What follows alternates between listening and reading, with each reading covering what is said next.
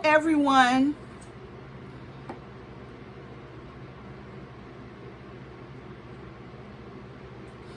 All right, I'm giving you a chance to get comfortable. I am so sorry about the ending of part 2, Red Pill Man. I am using my telephone for now. I have a computer coming specifically for this Monday, but I've been using my cell phone to do the videos, and I receive a call, and guess what? It cuts the video off. So I am so sorry that I am in the middle of cervical cancer and HPV. All right, so this is going to be video 3, people. Oh my gosh, I didn't know I was going to have so much to say on this subject, but I do. So as I always say, I'm so happy that you found me. I'm so happy that I found you. I think it's divine timing that the Lord brought you here. There's no such things as coincidence. It may be a word for you today, or it may just be a seed planted, and then one day it will find fertile soil and bloom into a lovely plant. All right, as always, subscribe, like, thumbs up, share, hit that notification button so you know when I'm doing a video, and leave comments. I do not want a monologue where it's just me throwing things out at you. And on this subject, I've been kind of loud and strong, but I want comments. I want some feedback. I even want something to say, will you look at this in this way? Ask me a question so I can talk about something, okay? When I left off, I was talking, like I say, about the Red Pill Man and the scientific fact of DNA is left back in the woman's reproductive system from DNA from sperm of different men. So having many multiple sexual partners has caused chances of mutation of cells within the cervix. And people aren't telling you exactly why the little young girl or man should get an HPV, and people are like, I'm not getting it. It just has something to do with sex. But it's like, if it's a good immune system antibiotic attack for you if you're going to be having multiple sex partners. And you can't get nobody say that out loud like that. People are protest vaccine and everything. So I was telling you a lot of the things that I'm saying on these videos come from my book, When Will Eve Be Forgiven? It is a great book. If the Red Pill Man is trying to seek understanding of womanhood, not just these women you are calling thoughts and low-level chicks. If you want to understand the intentions, the fullness, and understanding of the basic bone structure, foundation of womanhood and how we strayed from it, and you all maybe added some misleading information, this book is great. And I'm like, this should be the Bible for womanhood, and every man should sit down and go over this with his son. As a parent, you may even a man, from a man perspective, go over it with your daughter. But it's time for you to get busy to change. 2020 and these pandemics, I absolutely believe it's a time of changing, to get knowledge and wisdom. You're sitting there with nothing to do. Grow your brain, grow your heart, grow your spirit. Learn that 2021 can have a different look from you. Don't drag this stuff that led to all the turmoil and chaos we have in 2020. Everybody acting like it's just jumping on us. We are co-creators with this nonsense. We are co-creators in the universe with God, and we let that go. We were given maintenance of this place we have, maintenance of ourselves, maintenance of our offspring, maintenance of relationship, maintenance of the world structure, maintenance of religion. And we quit doing that one job, pulling maintenance on everything. We have a car that we would change the oil at the right time.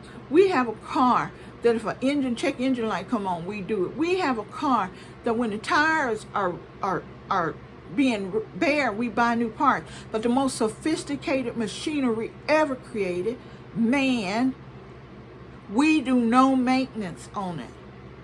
We do no care on it. We do not address issues and handle them on ourselves. We're so busy saying the road has a pothole. Oh, the road is it has a little flood.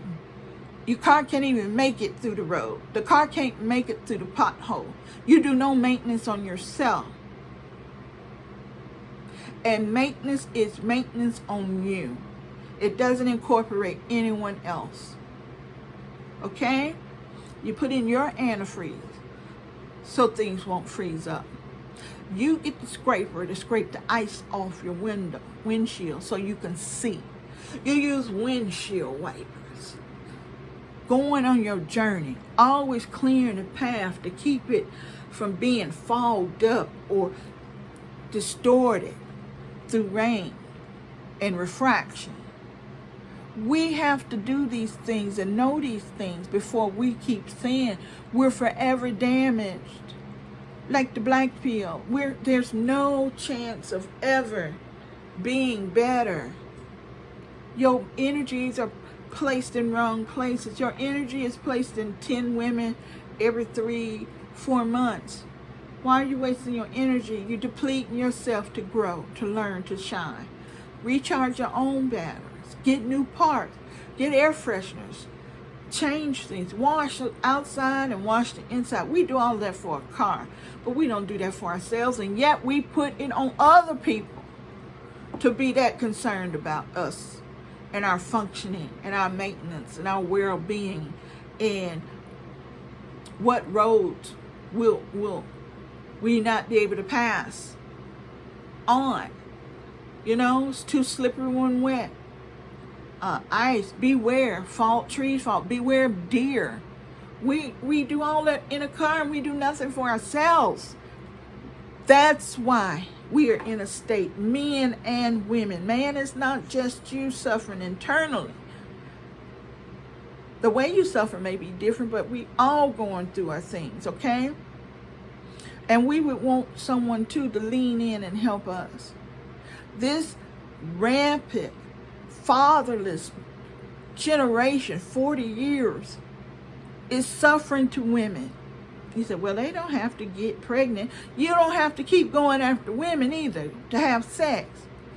A generation is destroyed. How are we supposed to look at you, alpha male? How many men have multiple baby mamas? And you still want something to work out for you and be an alpha male? How are you going to be respected with the spreading of your seed and not even caring if your seed has a future? That's because you don't have a true future. If you understood what a future was, or even the joy of a journey to a future, you would not leave your offspring futureless. And women, don't let no man plant a seed in you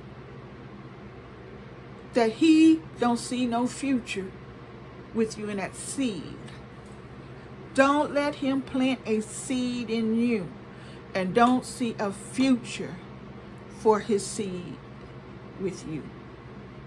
So we all have things to do. And I think you undervalue women when you know not to use contraceptive, when you know you're going to go to the next one and not use contraceptive, and you're going to go to the next, and actually saying you can have a lot of women. You're saying how you can have a lot of women, and you aren't stepping up with any birth control, and you point a finger. You didn't protect yourself. The original sin of man, finger pointing, no responsibility for his action to be protector, a place of security, and a person of knowledge. He was knowledgeable. He was giving up the ultimate power and trust by God. But just as I tell women to step out of this shame and guilt of being pointing at as the original sin by religion, I'm going to say the same thing in men. Step out of it. Know it, acknowledge it, step out of it though. And not live with your head hung about that, but understand what happened, what's encoded in you, and how you go about with knowledge to make a difference. Okay. let's go on. I said it was a cult. The red pill says it's a cult. Have difficulty understanding women. Get my book, When Will Eve Be Forgiven, by Dorothy Guyton. And they get away with things just because they're women. Men should be attracting and seducing as many women as possible. Then I came over this an acronym, MGTOW. What is it? Men going their own way. There are men going their own way. MGTOW. And these are red pillars that want nothing to do with women. You just got tired. You're through. You're full. But they say when something is over, it's liberating. It's a clean break. It's joy and happiness. You got rid of something that was negative and destructive to you, and you replaced it with something powerful, illuminating, edifying. But it don't seem like the MGTOWs feel any better not dealing with women as they did dealing with women. They didn't do any kind of shift. There was no transformation of spirit, of soul, of mind, and emotion. So you still got baggage you need to work on. You still got concepts that's still holding you back. You can't move forward with negativity. What they say, black people, successful people, like crabs in a barrel. You put crabs in the barrel. There's one crab crawling his way up to the top of the barrel to get out and be free. And all of them, just like a chain, grab onto each other and pull that one down. They was thinking, hey, he going up, I'm going up with him. But that one didn't have enough power to do that chain pull. So the chain went the opposite way and fell back down. And if you keep doing that over and over again, you get exhausted and you stop. You got to sit and look and sneak and see if you can get up there when people aren't watching you. And that probably isn't it, because they on alert. I want to go, so they staring at you. So you have to free yourself from the things that pull you down, because you're going in the opposite direction. They're latching on to you. You're getting it coming into your life. It's attracting things. You trying to move up and wanting to do the shift. You got to figure out how to get out of there and not keep holding that chain of negativity and thoughts and everything. So it's fine to say men going their own way without women.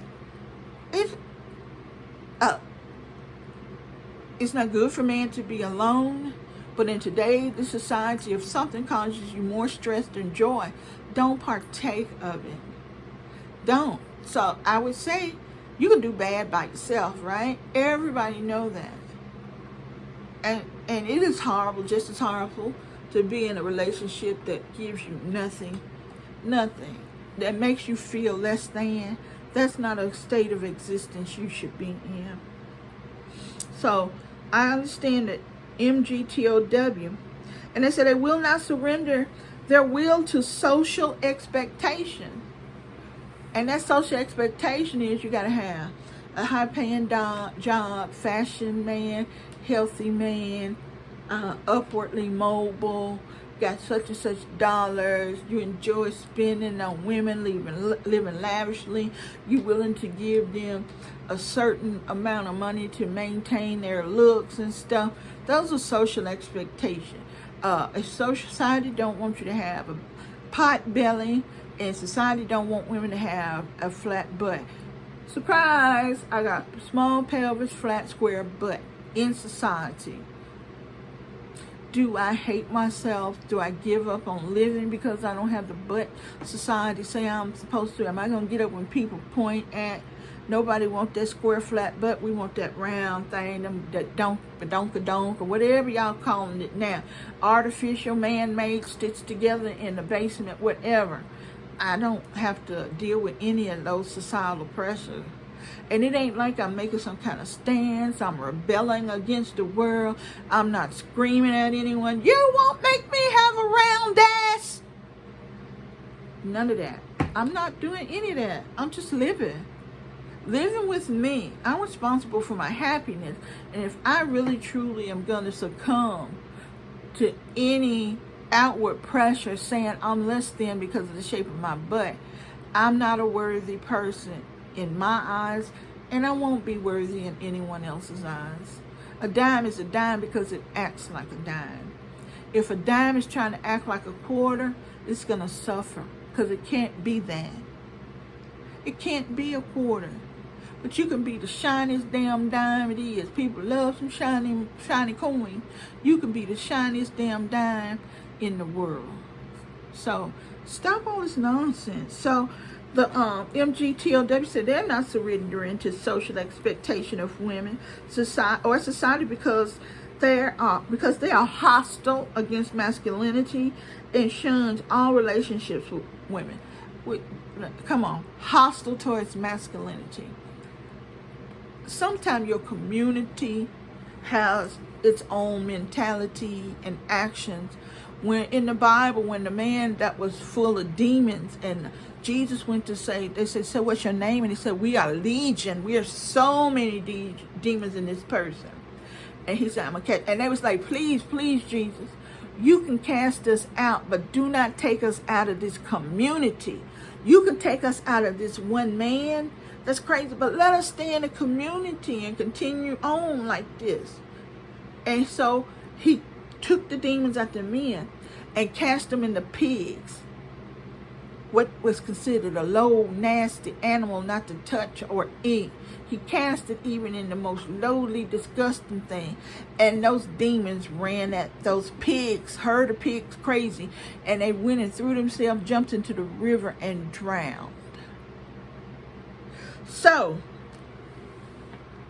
when people are saying society and women are hostile against masculinity, I don't know what it takes for you to convince yourself that.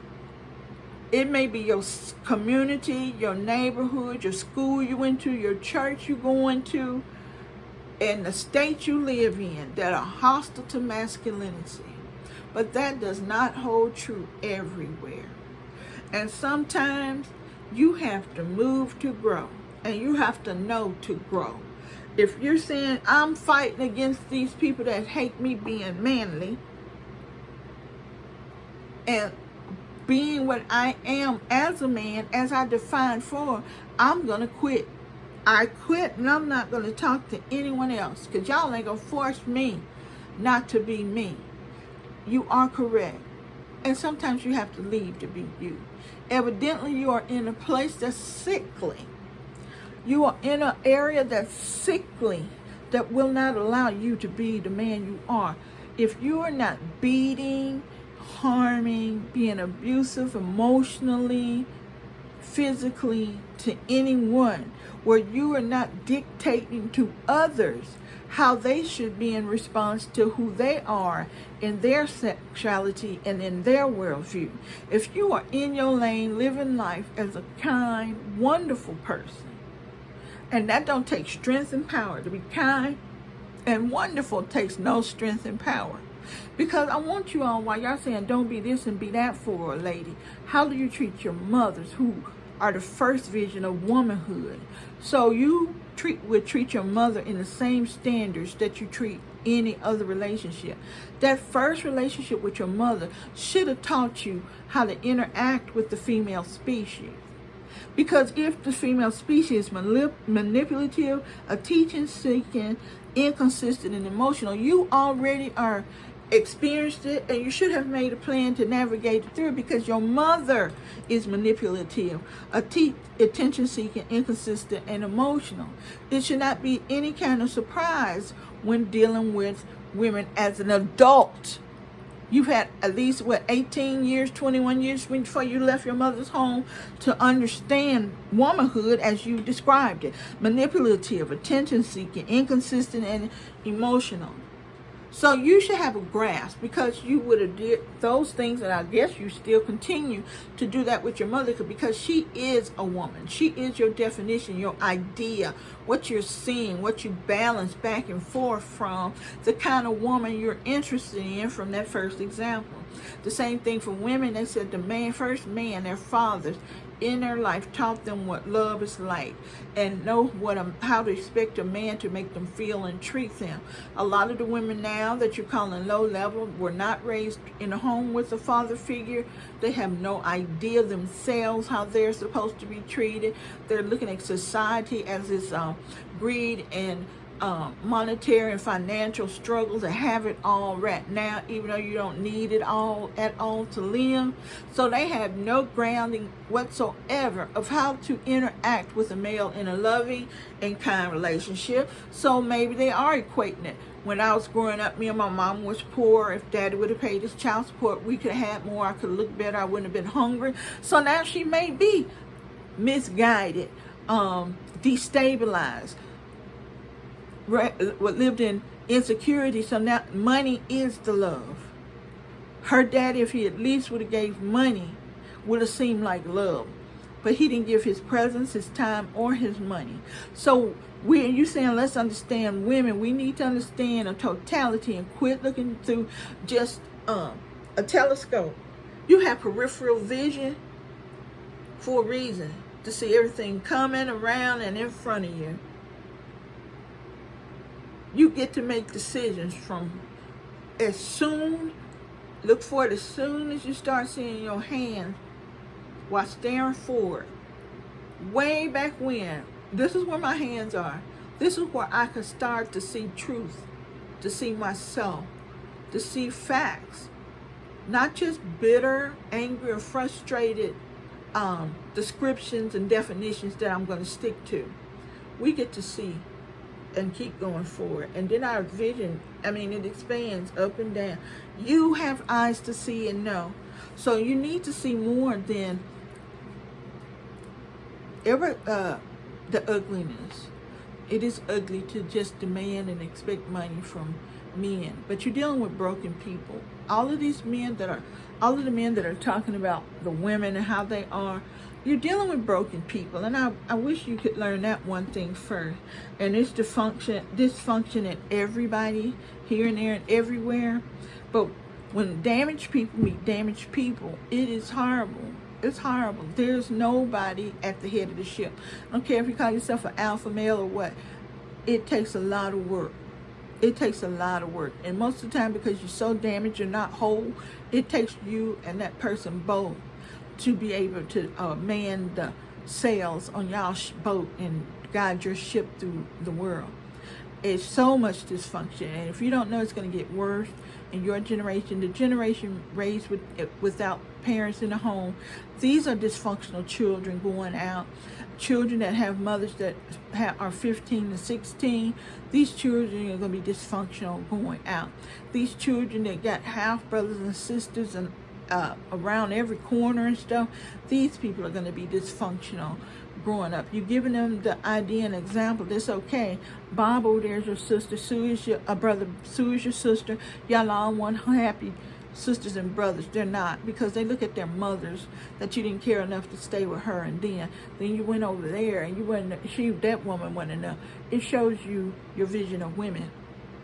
Okay, that's all you get to do. It's like all my children know each other good, and they also know that you had no respect for not one of those mothers.